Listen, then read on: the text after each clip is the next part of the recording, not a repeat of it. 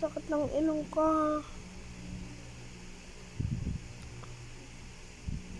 Sorry kang hindi ako makapag-upload.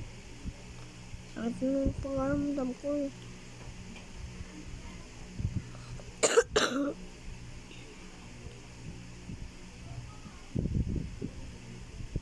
Parang bukas na yata ako mag-upload.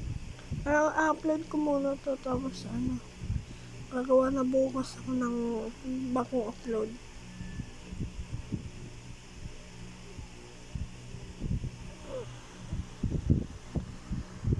Sakit sa ulo.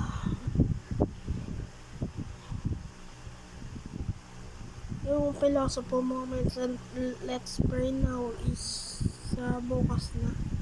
Bukas ka ng bukas. Hindi naman natin